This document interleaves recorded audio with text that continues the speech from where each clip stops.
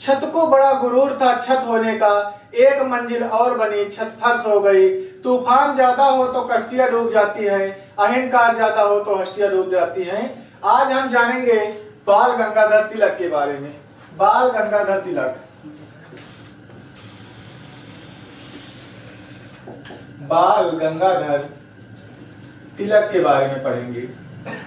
बाल गंगाधर तिलक, बाल गंगाधर तिलक गरम दल के लीडर थे, गरम दल के नेता। महात्मा गांधी ने बाल गंगाधर तिलक के लिए कहा था the maker of the modern India, आधुनिक भारत के निर्माता है तिलक। तिलक इतने जरूरी थे, इनको जिस माहौल में जैसा पन पड़ा उस माहौल में ढल गए। अगर इनको शिक्षा के क्षेत्र में काम करना पड़ा तो शिक्षा के क्षेत्र में काम किए, यदि इनको एक लीडर के रूप में काम करना पड़ा तो लीडर के रूप में भी कार्य किए। बाल गंगाधर तिलक, तिलक जी का जन्म 23 जुलाई 1856 को हुआ। तिलक जी का जन्म, तिलक का जन्म 23 जुलाई 1856 को मुंबई महाराष्ट्र के इलाके में तिलक जी का जन्म होता है। अब तिलक का जन्म हुआ तो तिलक जब 16 साल की उम्र हुई, तिलक जी की 16 साल की उम्र, 16 वर्ष की उम्र हुई तो 16 वर्ष की उम्र में बाल गंगाधर तिलक के पिता की मृत्यु हो गई। फिर इन्होंने अपनी पढ़ाई को जारी रखा और LLB भी किए, ला किए, यानी वकालत की पढ़ाई। बाल गंगाधर तिलक ने वकालत की पढ़ाई की।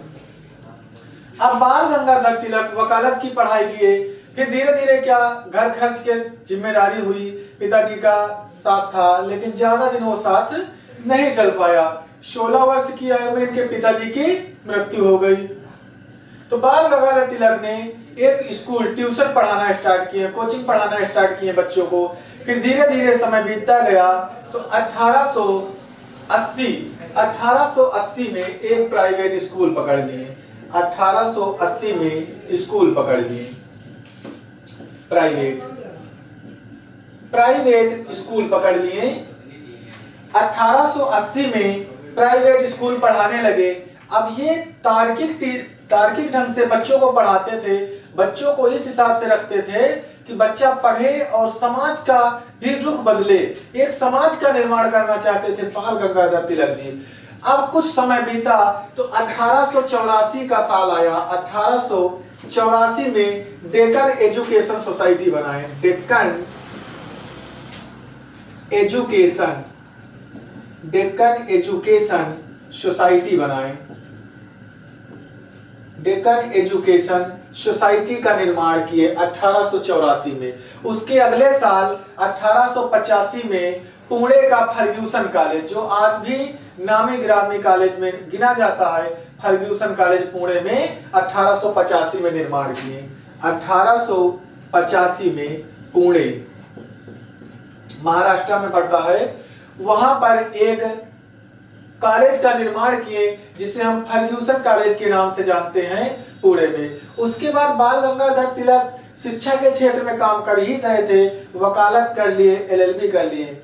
अब बाल गंगाधर तिलक ने सोचा कि केवल स्कूल और कॉलेज के काम से हमें काम नहीं चलेगा, तो बाल गंगाधर तिलक अब 1893 में गणपति महोत्सव, 1893 में गणपति महोत्सव, 1893 में गणपति महोत्सव, गणपति महोत्सव 1893 में गणपति महोत्सव और 1895 में शिवाजी महोत्सव, शिवाजी महोत्सव।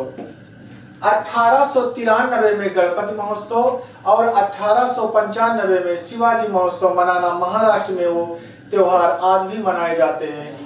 अब ये बाल गंगाधर तिलक धीरे धीरे लोगों के बीच फेमस होने लगे और 1897 में राजद्रोह के आरोप में इन्हें जेल की सजा हो जाती है और 18 महीने की जेल हो जाती है। 1897 में अब देखना क्या हुआ, 1893 में गणपति महोत्सव, 1895 में शिवाजी महोत्सव मनाना स्टार्ट किए और उसके बाद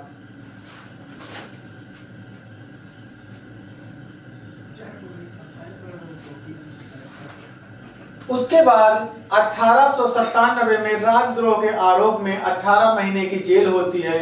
फिर जेल की सजा काटने के बाद जैसे ही बाल गंगाधर तिलक आते हैं तो उसके बाद कांग्रेस में 1907 का सूरत अधिवेशन। फिर सूरत अधिवेशन में क्या हुआ, गरम और नरम दल दोनों अलग हो गए 1907 के सूरत अधिवेशन में।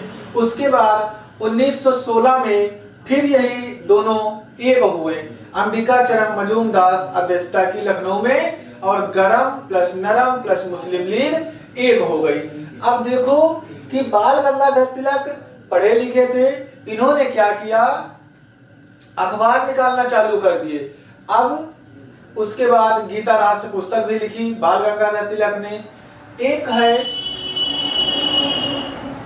केसरी, केसरी जो है उसकी भाषा थी मराठी, केसरी की भाषा थी मराठी, और एक था द मराठा, द मराठा पत्र निकालते थे, इसकी भाषा थी इंग्लिश। जिसका नाम केसरी है, केसरी पत्रिका, उसकी भाषा थी मराठी, और जिसका नाम है द मराठा वो उसकी भाषा इंग्लिश थी। उसके बाद गीता रहस्य पुस्तक भी लिखे इन्होंने। अब धीरे धीरे पढ़ा लिखा आदमी है, पढ़ा लिखा जानकार है, तो इनकी इंपॉर्टेंट को देखते हुए महात्मा गांधी ने कहा था the maker of the modern India, आधुनिक युग के निर्माता है तिलक। तो तिलक जहां पर अगर जर्नलिस्ट के रूप में काम करना पड़ा तो उस रूप में, टीचर के रूप में कार्य करना पड़ा तो उस रूप में। 1893 में गणपति महोत्सव, 1895 में शिवाजी महोत्सव मनाए।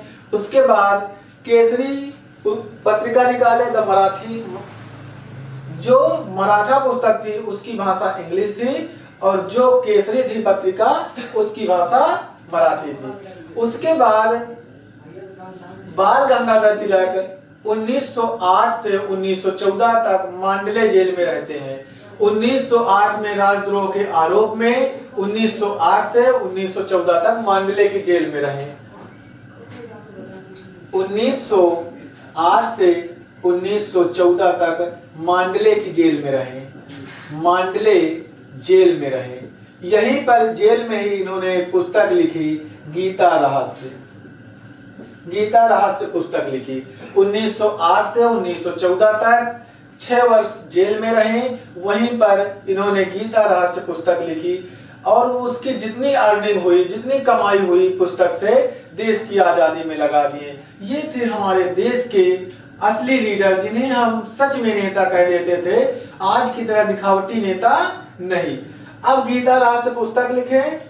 उसके बाद 1916 में होम रूल लीग का प्रचार प्रसार चल रहा था। 1916 में home rule league, home rule league, इसमें शुरुआत में 1400 लोग थे। शुरुआत में 1400 लोग थे होम रूल लीग में। जब यह शुरुआत हुई, एनी बेसेंट आयरलैंड की, उन्हीं के देश का कॉन्सेप्ट था कि होम रूल लीग, गृह शासन क्या है। उसके बाद अगले साल 1917 आता है। 1917 का साल होता है।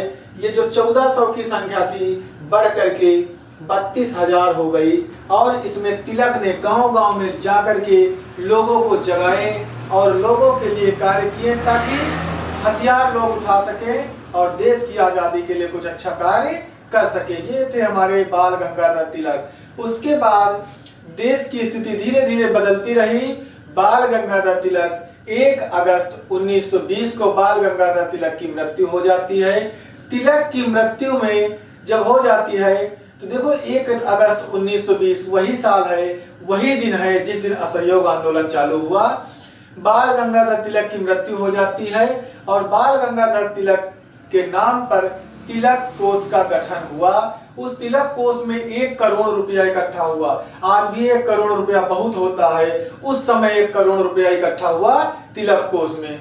बाल गंगाधर तिलक ने कहा था, स्वराज मेरा जन्म सिद्ध अधिकार है, मैं इसको लेकर के रहूंगा। और 1 अगस्त 1920 को जब असहयोग आंदोलन चालू हुआ, उसी दिन हमारे तिलक की मृत्यु हो गई। तो तिलक की मृत्यु हो गई, लेकिन तिलक के विचार आज तक भी चल रहे हैं। आज उनकी पुस्तकें, जो गीता रहस्य पुस्तक लिखे, उनके विचार से लोग प्रभावित हो रहे हैं।